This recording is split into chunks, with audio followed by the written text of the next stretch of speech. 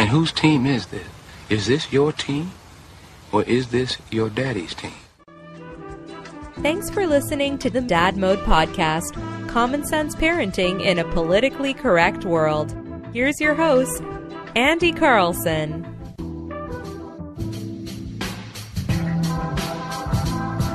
But doctor check-in. So Mugsy started getting a couple of these red blotches on her ankles and upper legs, in a couple in the diaper area, and then eventually she got one on her lip. So we're like, crap, here we go. Because, she's over 2, but this is the first time that she's actually had, like, a sickness or something. Like, we've been lucky so far, knock on particle board, that we haven't had to go to the ER. She hasn't ingested anything. She hasn't run, like, a 106 fever or whatever. So this is the first thing. And, of course, the wife is understandably a little upset, little what's going on? My baby, oh Lord, my baby. And I knew it was going to be something that's fairly common. I mean, she goes to childcare, and kids share germs like I don't know, witty analogy here. So kids spread disease to each other. It's like basically every childcare place, every babysitting place every daycare is like the ball pit at Chuck E. Cheese. Like, I just assume that going in. Oh, yeah, no, I completely understand. Except I think that's good. I think it's good for kids to be exposed to all those germs, because then it builds up some immunity, and that's why the whole Purell, constantly washing your hands thing is going out the window, and I'm really happy about that too. So I assumed it's going to be something like that. I was just rooting for, please don't let this be measles, even though apparently measles look completely different. I don't know these things because I vaccinate my kids. In your face, Jay Cutler. Or maybe it was like, did she have bed bugs or something? Who really knows? Except we're pretty clean people. I don't really know how you get bed bugs. But more on her diagnosis later. All right, so I have a couple of things. So checking in at the doctor. You do the thing where all right, so first off, when you're waiting in line behind someone and they have these, the partitions that said, please wait here for the next available doctor appointment person. Except it's 4 feet back from the counter, and the nurse is usually sitting, well, not nurse, but check-in appointment person, front desk lady, is usually sitting about 2 feet back, because they got the counter so you can have room so you can sign forms and stuff, and then there's about a foot between that and her computer, and then she's about 1.5 feet back from that. So you're good 4 feet away from this lady. So the distance is important because of volume, and all those places, the check-in areas have vaulted ceilings and stuff, so sound doesn't really travel well. So she's not quite yelling, but her voice is going to be amplified, right? And she's going to be checking in 120 patients today. And she has no patience, literally, for just going through all your stuff. And she'll talk about your symptoms, even though the nurse will talk about your symptoms, the doctor will talk about your symptoms, but she'll be sitting there like, I can imagine, like, possibly in my younger days, if I had not been so careful, I'd be like, yes, sir, do you have any other symptoms besides the constant itching and then the small little animals running around your pubic hair? Do you have anything else going on? Does it burn when you pee? Is that what is happening? And then, of course, she's got the elevated voice, and then 4 feet behind me might be Kate Upton. And then there goes my chance with Kate Upton. Yes, Kate Upton would definitely come to Minnesota to do some medical stuff. Kate Upton would come to a run-of-the-mill clinic in Minnesota to get checked, and if I was younger and single, it blew my chance because the nurse blabbermouth completely rattled off all my symptoms with my little pubic hair friends. Sir, have you thought about trimming back the pubic hair? Yeah, so I'm already perturbed with that. And this thing happened. So the wife, we'd always been taking her, either the wife would take Mugsy to her check-ins, or we go together. But it was always her doing the talking, checking, and etc. So they had her on file as guardian. They didn't have me, so they put me in the system, and the questions kind of bug me. Like, this is a good standard of where we are in society. So the first question is, are you the father? Why wouldn't I be? And then the next one, do you have the same last name as the mother of your child or your child? And I'm like, yeah. And then, do you live at the same address as the mother of your child and your child? Yes. And I understand. You don't want to assume nowadays, because if you guess wrong and the dad's name is Smith while the daughter's name is Johnson, you kind of look like an ass. Or if daddy lives in Rosemount and mommy and the kid live in Apple Valley, sure, that's on you too. But it's kind of sad that we're at that place where it's almost more commonplace that the father of the kid doesn't have the same last name as the kid sometimes, or the wife, and doesn't live at the same residence. Yeah, I hate that that's the default now. See, I didn't see why it bothered me at first, but no, that's totally why. Yeah. That's I guess those are questions to ask. I guess something I guess I never really thought of. I like to think that maybe let's worry about diagnosing the kid first, and then worry about worry all about the paperwork and whatnot later. I say. Well, the fact that there are even questions, and then the way that she was phrasing them says that that's the new normal. That's the standard now. So there was a tone. Well, no, it's like are you the father? Do you have the same last name? Yeah. Are you the father? Yeah. Or if you're watching the NFL draft or the NBA draft or anything like that, and they show the kid, Xavier Johnson, and then his mom, Sheila Smith, and it's like these kids, maybe it's just cognitive dissonance, but like these kids don't have the same last name as their mom, which speaks to the acceptance of the broken home in our society, and it just doesn't produce good humans. It really doesn't.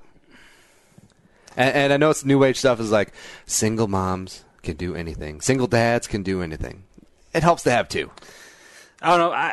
I kind of thought maybe it's a safety issue of like what if you were incapacitated and you had to call good old Uncle Nick, coming from work, and had to take her to the doctor or something, and like maybe they'd wonder who I am or something before calling the cops. They'll probably call the cops.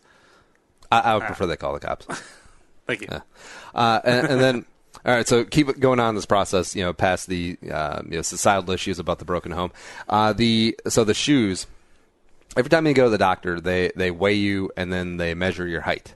Except they always ask you to take off your shoes before you go on the scale and before they take your height. Mm-hmm. Here's my thing. Why don't we just get a good guesstimate of how much the shoes are going to weigh? Because they don't ask you to take off your shirt. They don't ask you to how much coffee or water you drank that day, because your weight is greatly going to fluctuate whether it's early in the morning or if it's late in the afternoon. Maybe you went to Fogo de Chao for lunch. No, they don't take that into account. But hey, let's take care of the shoes. Let's take care of the 1.25 pound things that we could easily back out 1.25 pounds. Depending on if you're an adult male, adult female, a kid, whatever.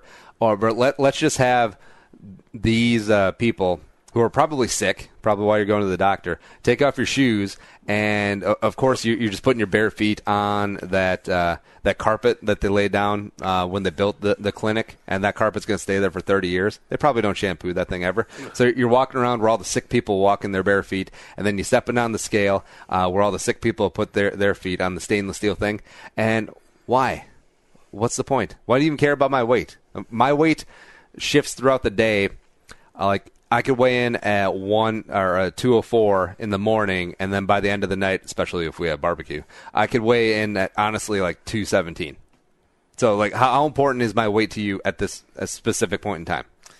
That's very interesting to yeah, that's a good question. I don't know why. And height's fine. First off, why do you? I understand you're worried about kids' heights. Make sure that they're growing in their percentile and there's no issues there. But as a grown man or a grown woman, why do you even care about my height? That's my prerogative. You get to make up your own height at the DMV. And weight. I totally do. Yeah. I lie about both. Yeah. So, I don't get that. I understand, like, we're completely all about getting people healthy, but hey, let's just be... And I understand this contradicts my whole expose us to germ things, but I don't need athlete's foot from the Dravoni coming in who had a nail in his leg from his workplace accident. They maybe still. Yeah. Ooh, next time I go for a physical, it'll be like, Index. sir, can we get your height and weight? None of your goddamn business. 5'7". I just show him my ID, like it says it right there. I mean, it should be, because who really cares? So Mugsy saw the doctor, and our doctor's awesome. Love her. And except the big reveal of so Mugsy gets checked out. Doctor, takes a look at her. Does the thing where she looks in the mouth with the light and the whole thing, and then she looks up, and it was like a half sigh, and then is like, Margaret has foot, hand, and mouth disease. And for about 3 seconds, I was like, oh, holy crap, this is a big deal. But then I remembered I'd looked up hand, foot, mouth disease, and it is super common, except it's so common that I think they have to take out the disease part, because disease has certain connotation. Like, disease usually means, like, lifelong affliction. Like, you're going to need a cocktail of meds to continue to inhabit this rock marble and just keep on keeping on. No, call it a virus. And it has been called virus online. But your daughter, your baby girl, has foot, hand, and mouth disease. Dun, dun, dun. Oh, yeah, it's super common, and we've had a lot of cases of it, and it's really easy to clear up. You don't even need any prescriptions. Like, honestly, just go get some children's Tylenol and some hydrocortisone cream, and you're good. Is that really as easy a fix? That's it. That is it. Foot and mouth. So the big reveal of the foot, mouth, and hand disease, whatever, I don't really care. But it's like, why do you call it a disease? Oh. I wonder if a lot of people are. I wonder if a lot of people have been having it lately, though. Well, she said that's pretty common. Like, a lot of kids have been having it lately. In summer, maybe. Summer, yeah, and also a lot of daycare kids and whatnot. Is there a list of cause? I actually know absolutely nothing of foot and mouth disease. I assume it's just being around other kids. I mean, it's probably like a tenth of the chicken pox in terms of seriousness. But still, I mean, saying your kid has a disease, and then you kind of tune everything out. It makes me think of the Mitch Hedberg thing, sketch about when you're an alcoholic, it's fine to be called an alcoholic. Yeah. It's like a disease. It's like, hey, I have lupus. Think the episode you just heard is worth $1? Well, send it our way. Visit dadmodepod.com/support to find out how. Be a man, be a father. Go Dad Mode.